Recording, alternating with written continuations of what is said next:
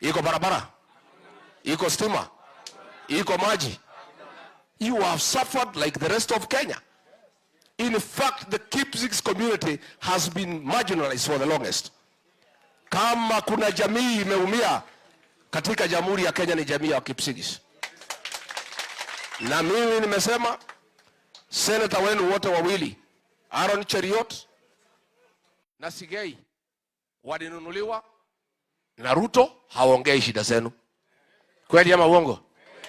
Wabunge wote wa Kipsigis wamenunuliwa, hawaongei shida yenu. Kweli ama uongo?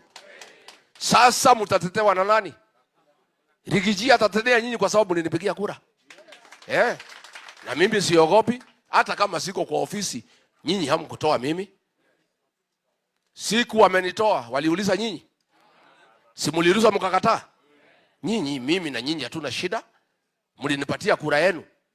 I have a responsibility as a responsible leader kutetea wale walinipigia kura na Wakenya wengine.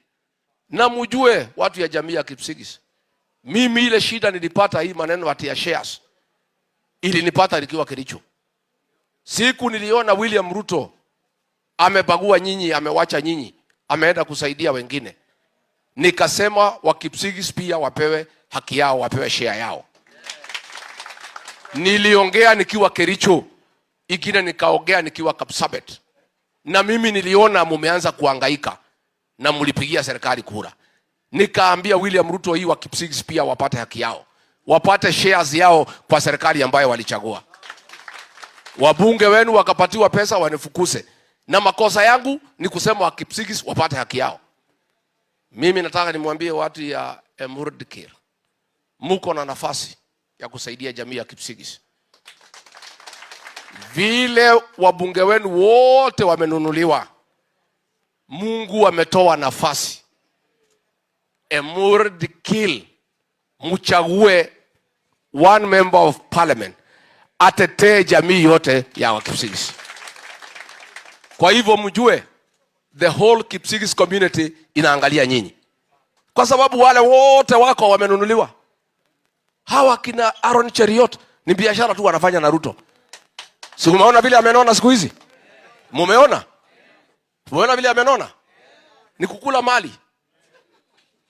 Sasa nyinyi kuna kitu mmekula? Sasa muko na nafasi ya kusaidia the rest of the community. Na mimi naomba mufanye juu chini na msiogope. Hapo mbeleni mulitishwa na Ruto msichague Ng'eno, mkamchagua. Hata saa hii mchague kiongozi wa DCP ambaye atakuwa mtetezi ya watu ya Emurdikir, the Kipsigis community, the whole Kalenjin nation and the Republic of Kenya. Na mimi mkinipangia mkutano nitakuja kufanya kampeni pale. Mimi najua watajaribu kunitisha, lakini nyinyi mko na vijana ya kutosha ya kulida Rigiji. Mko na vijana ama mna? Vile mlikuwa mnalida Ng'eno wakitishwa, mimi nitakuja pia nikuje kutafuta kura.